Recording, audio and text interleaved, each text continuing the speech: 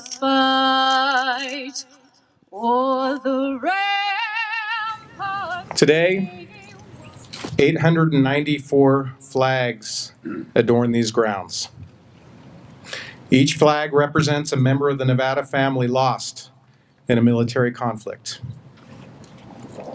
Each represents a story equal to those symbolized by the statues that grace this memorial.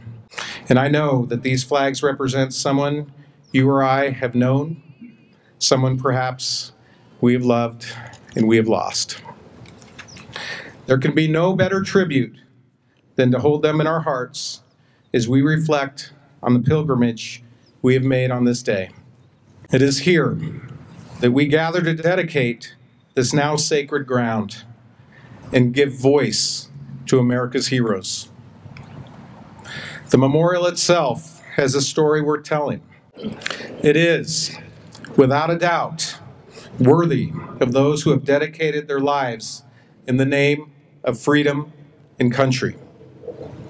Here, we share their sorrows, are inspired by their courage, and join in our love of country. Today, on this ground, we remember all those we have lost and those who have served our beloved United States of America.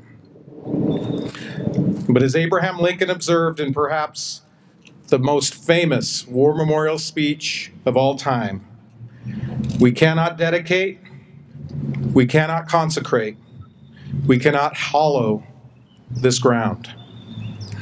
The stories of the men and women represented here have already immortalized the heroism of the American veteran. As Lincoln said, far above our poor power to add or detract.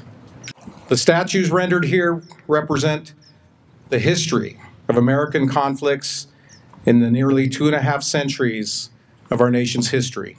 And within these statues march across the landscape of time, many of us will find a personal story. A grandfather who served overseas in World War I. A relative who stared down the fearful gaze of fascism as part of the greatest generation, or laid down their lives in Vietnam or Korea. On behalf of the people of the great state of Nevada, to those who have served and who stand with us today, I say this: your spirit, your courage, your love of country is what we strive to capture in our hearts. Even as we pause this Memorial Day to remember those who have passed, the conflicts of our modern time are also embodied in the veterans who stand alongside us today. I hereby dedicate the Nevada State Veterans Memorial.